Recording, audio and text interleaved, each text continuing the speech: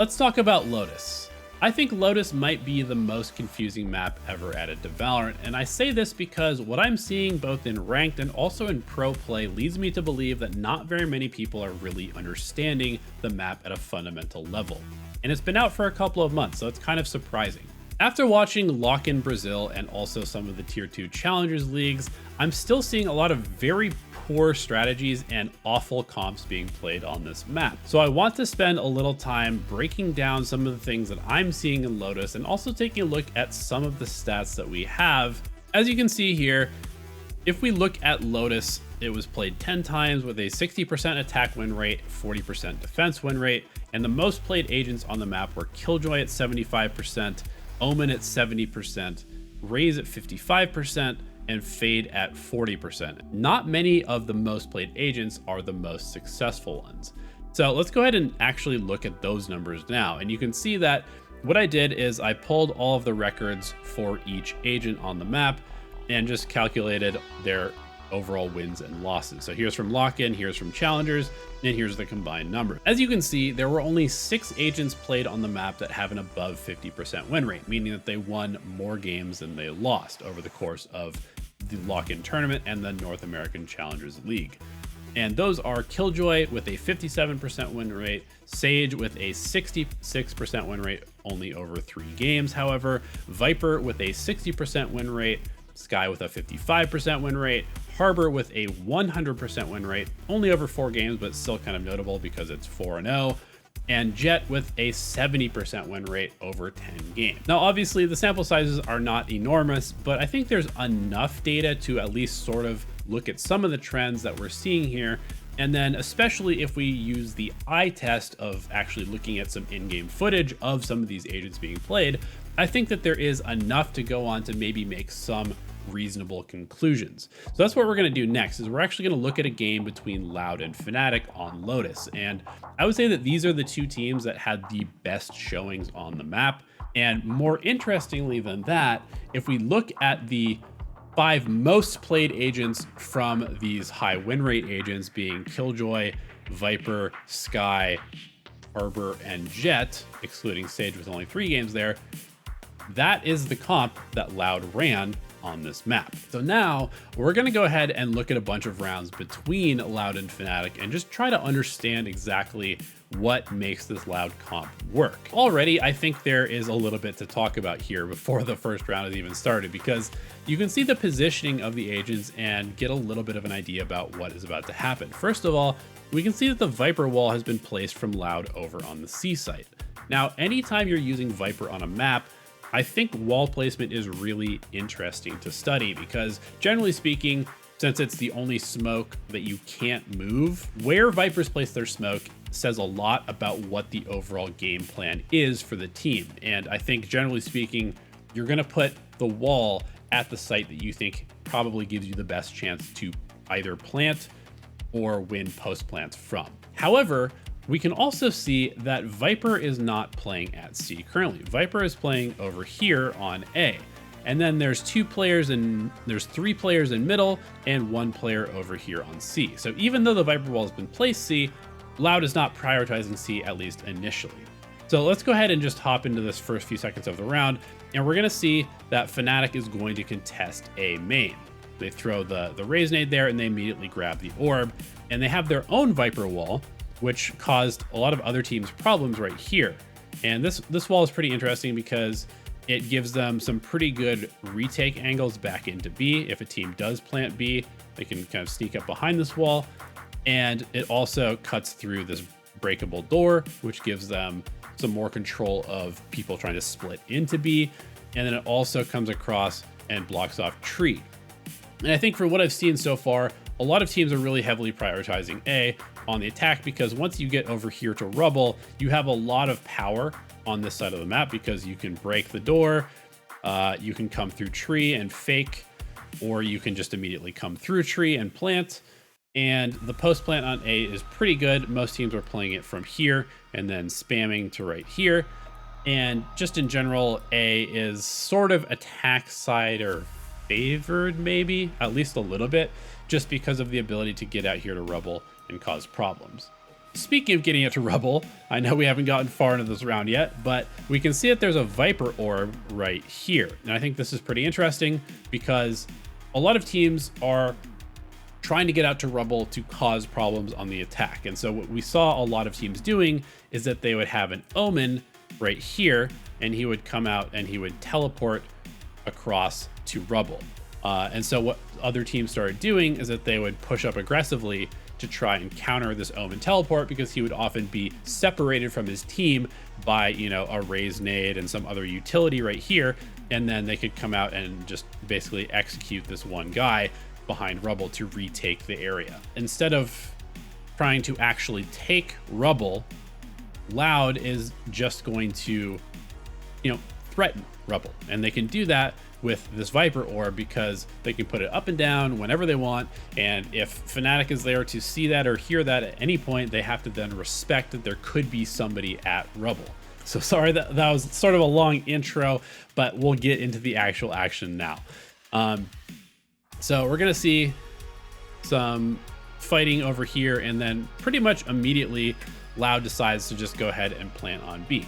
And they don't really find any resistance. I think a lot of teams have really been sort of leaving B alone, and that was my initial thought on this map, is that you just kind of put, you know, like a Killjoy bot or turret right here in the entrance, and then you sort of prioritize the extremity sites, and then you can collapse on B to retake if you need to. Sort of like what happens on Haven, basically. However, what's actually going to happen here is that they're going to maybe meet a little bit more resistance than they thought they were going to, or actually it seems to be maybe more of a predetermined fake from Loud. They tap the spike, immediately fall back, hit the door, and then they rotate towards C. Now, they definitely thought that Fnatic would have maybe rotated off faster from this site. They weren't expecting there to be an Astra and a Viper here. Loud gets the plant down. They end up losing out the pistols. They just took a little bit too much damage getting in, and Fnatic didn't really bite on the fake hard enough. But I do think that that first round sort of lays the foundations for what Loud is trying to do on this map. On round number 2, we can see some pretty similar things. We got the Viper over here ready to throw the orb out to threaten Rebel. We've got the same Viper wall over towards C, and Loud is looking to essentially just fast hit C here. Unfortunately, they do not have superior weapons, and they're being challenged extra hard on the A side from Fnatic. So there's really no opportunity to fake any sort of A pressure. They immediately get double killed, and the round is essentially over from there. So we'll go ahead and skip to round number 3. We can again see Viper here, Viper wall here, 2 players towards C, 2 players towards middle, and this is how Loud is starting the attack. So they haven't had any success so far, but this is their first rifle round, and things might change. Now, we can also just quickly notice that Fnatic is doing a pretty good job of denying any sort of A space. They're even putting an Astra Star here to further contest. They've got 3 players over on the A side ready to just kind of fight for this space. It is one of the longer range fights, so it kind of makes sense that Loud might try and go there with their better weapons. What we're going to see here is the power of this Viper orb. So the Viper orb goes up, and you can see that Fnatic, they don't know. They don't know what's going on behind the Viper orb. So they're just going to turtle with 3 players on the A side, even though Loud clearly has no intention of going there. Also, I do want to mention one other thing that happened, which is that right off the rip, it's kind of hard to see here on the minimap, but because Fnatic has been challenging this initial angle over on the C side of the map, Loud is now using 1 extra piece of utility to try and take this early C space up to Mound. And they're going to do that with a Harbor Cascade, the moving wall. Again, it's very hard to see on the minimap, but you're going to see it stop right up here. I don't know if you can see that, but it's right there. And we'll talk about C in just a minute here, but I do want to highlight again that Loud putting a lot of pressure towards B, and the turtling of the Fnatic players on the A side of the map because this Viper orb goes up and they just don't know if people are on Rebel or not. The Loud ends up just contacting in through the B site, and they get super deep, but they don't commit here. They just want to poke the B site, see what the reactions are, and then go from there. And when Auspis gets that first kill, they decide, okay, it's go time. They drop the Harbor wall and they go for the plant. Ultimately, Fnatic is going to kind of overwhelm, swarm take the site back and end up defusing to win the round. Well, here we are, 4 rounds into the game. We've got the same Viper wall. This time we have 4 players towards A. And this is pretty powerful now because they've been throwing this Viper orb in the same spot every round, right?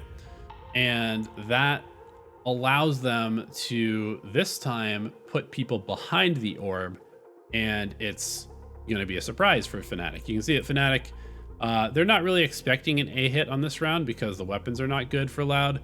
But you can see that the Viper orb has allowed 3 players to slip out towards the A side of the map and get a bit more space towards A than they've had at any point previously. But Loud not going to commit.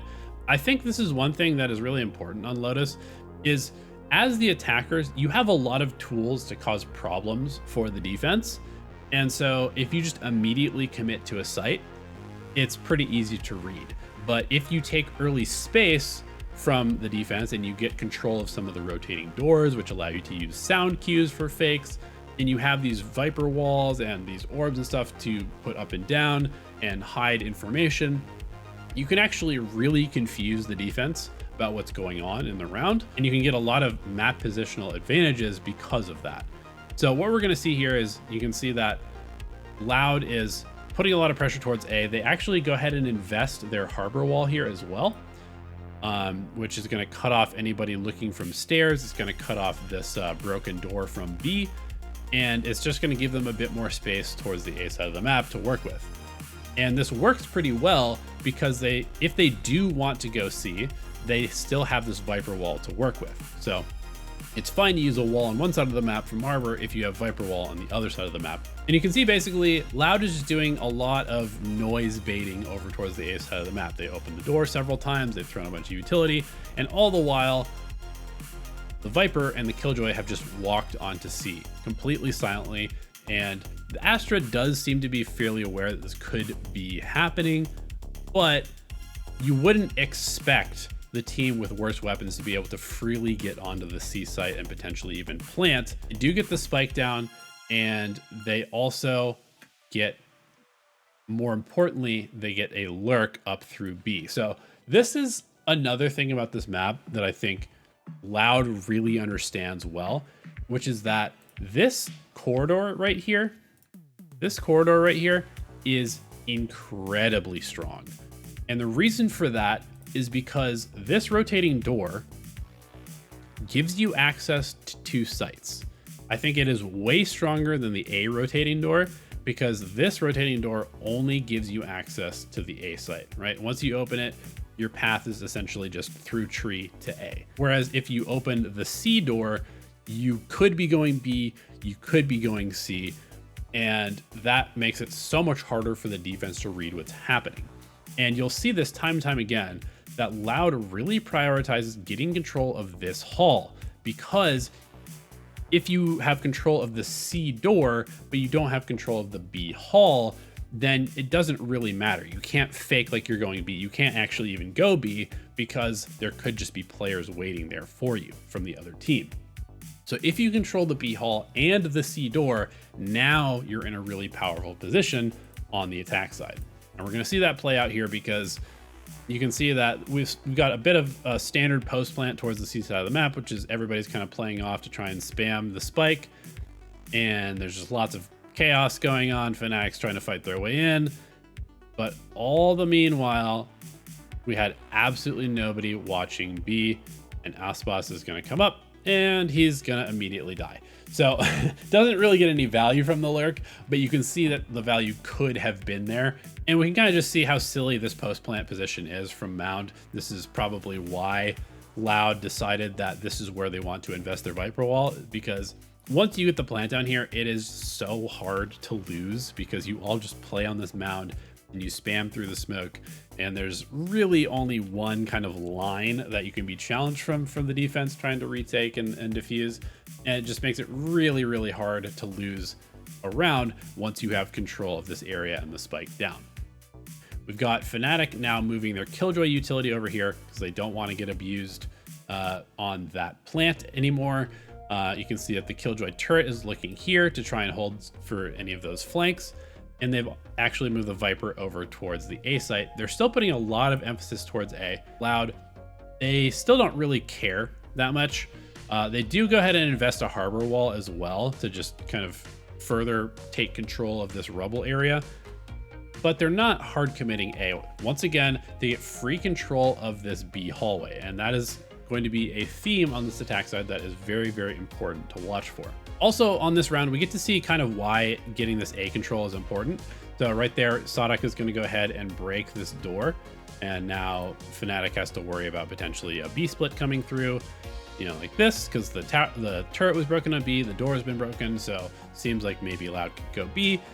But as we can see from Loud, they're not committed to anything yet, but they're sort of showing Fnatic that maybe they are committed to something. And this is why attack has a big advantage on this map right now, I think, is just because you have the ability to push and pull the defense way better than the defense has the ability to do that to you. And especially when you're running this double smoke, this double controller comp, because you get to do stuff like this. You get to invest a $100 cascade to block up the sight line to break this door. So not a huge investment. You get to invest the Viper orb, which is kind of like a free smoke because you can pick it back up if you want to, and then place it somewhere else to control a rubble. So A control is really, really nice with the harbor and the Viper. Once the door gets broken, Loud is going to go ahead and continue trying to kind of bait stuff. And this sequence is really nice because we're going to see the door gets opened and the cascade gets thrown, and that immediately triggers, boom, Fnatic is worried about tree. They put a star right here, and you can see that they're kind of holding 3 players towards the A side of the map because all signs point to something happening on A or B. So these players are ready to respond, but you can also see that Loud is, you know, they're not playing all their cards just yet. They still have this Killjoy lurking over here, has gotten all the way up. And we get to see that come to fruition here because now Loud, having taken this advanced space, having made some noise A, they're going to activate their Killjoy. Les is just going to walk up, going to break some Killjoy utility, and he finds a one-on-one win right there, which just absolutely destroys this round for Fnatic, because you can see as soon as that Killjoy dies, everybody from A starts sprinting towards C because it's such a long rotation. It's really hard to get over there. You really don't want to allow the attack to plant on C. So you have to kind of just immediately react, and Loud immediately reacts to that by simply walking onto the A site and getting really good control of some pretty deep areas of the map. Then they throw the super nice harbor wall right here, which again, you know, this double wall controller on this map is so good because look at this wall. It cuts off the ability to drop down safely. It cuts off the upper area here. It cuts off stairs. It's just such a strong ability on the A side of Lotus. The overall macro of this round from Loud was so much better than it was from Fnatic. And basically for the rest of this attack half, we're just going to see similar things happen. We're going to see Fnatic basically not shut down B.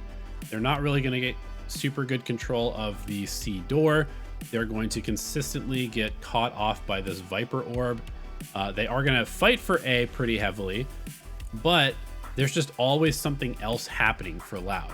There's always, you know, a contact play onto B. There's a contact play onto A. There's a contact play onto C.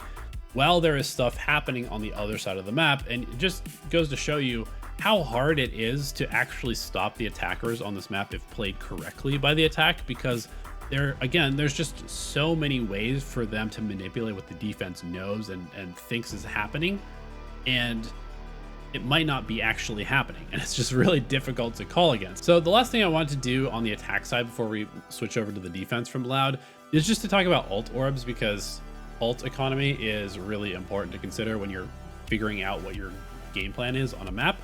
And I think it's pretty safe to say that at least 2 of the orbs favor the attack side.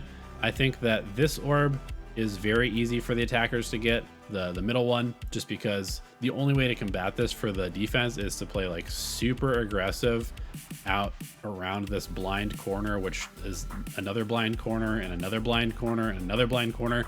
It's just not a good situation for the defense to try and fight for this orb very often.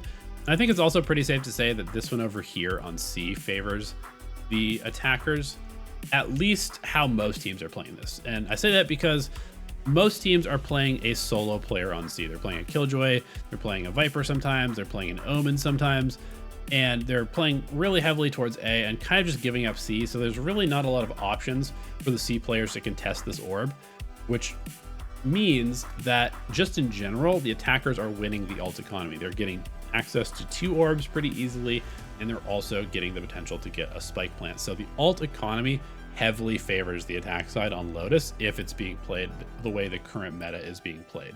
So Fnatic was able to scrap this round back. They pull it back to a 5-7 half for the defense, which is pretty respectable on Lotus based on some of the score lines that we were seeing. We were seeing lots of like 9-3s, 10-2s, that kind of stuff. So 5-7, pretty good for the defense. But it is worth noting that 2 of those rounds came from the pistol round and then the subsequent anti-eco rounds. So let's go ahead and look at the defensive side from LOCKIN because I think they did some pretty interesting stuff as well. And we're going to get to see a little bit of a contrast to how Fnatic was approaching this map. So right off the bat, we can see there are 3 players over towards C for Loud, 1 player B, 1 player A. So no A pressure this time, no early A contesting. Looks like we're going to have a C contest from Loud. And let's take a look at how they do that. So boom, we get a Cascade, we get a Skydog, we get a Jet coming up, we have Harbor pushing up as well, and immediately Loud has denied control of the C area. And this makes sense to me because from their perspective, they have sort of determined that the C area, the C mound, planting C, the C to B door is all really strong for the attackers. And so they immediately push Fnatic off this part of the map because to them, that's the most important part of the map. It's not A side, it's C. And I kind of tend to agree after watching this game. So Fnatic ends up going for a pretty fast pivot towards the A side of the map. There is a Viper playing over here. You can see it's a pretty similar B/A defense for the Viper wall, except this time from Loud, it is coming across from the A side towards B side. So the Fnatic one was this, right? Like that. And this is basically the reverse of that. And I like this from Loud as well. It makes it harder to push into B. It does the same sort of control over this broken door, and then it also cuts off this choke point. It makes it easier to defend for the defenders. This is really cool because the Harbor has pretty long range utility with the Harbor wall. We're gonna see another round of smokes. Once this Viper wall goes down, A becomes a lot easier for the attacker side to hit. But if there's a second wall that can come across and block off the same angles, so the tree angle and the main A choke angle, then suddenly you have a refresh on your defensive capabilities. So moving into round 2 on the defensive side, we're going to see a similar look from Loud. And this is kind of surprising just because they have weaker weapons, but because they're fighting aggressively for the C side of the map, they're actually going to invest a Harbor wall this time. They maybe don't have money for the Cascade. They're going to do a similar early attack and take the C orb. So what I was talking about with the alt orbs is kind of interesting because it seems like it's really easy for the attackers to get the C orb if the defenders are not prioritizing it. But if the defenders are prioritizing the C orb, then maybe it's easy for them to get it. So it really is all about who's taking the initiative to get this C orb. And that might end up being kind of pivotal for the entire history of how this map gets played. And you can also see one of the nice benefits of playing the Sky. Obviously, Kaunzi is going to go down there, but when you have 2 wall smoking agents, Sky is really strong because of the ability to pop flash through them. And maybe it's worth talking about agent differences real quick here, just because we have them on screen. We've got the Fade with a 40% win rate over 10 games. We've got the Sky with a 55% win rate over 18 games. So these 2 initiators, and then there's also Sova being played on the map a little bit with a 40% win rate over only 5 games. The Sky is really nice because one of the things about this map is there are a lot of corners to clear, and having the ability to prowler or dog or drone through the rotating doors or onto B site or, you know, through any of these very tight corners is really valuable. So most teams figured out that they needed some sort of, you know, entry by proxy initiator character. And in this case, I think that Sky is just the best. And the reason for that is that Fade got massively nerfed. Her prowlers are very low range now. The Sova drone is lower range than it used to be. And the Sky just has seemingly unlimited range on her dog's ability to scout ahead. And also on top of that, she has the ability to use sky flashes for additional recon utility. And here we are into the rifles, and we're going to see a different approach from Loud. This time they go ahead and get aggressive towards A. They throw a harbor wall, they push up with the jet, the sky, and the harbor, and then they have their Killjoy putting a ton of utility towards B, and then the Viper playing here with some Killjoy utility and obviously her poison utility as well.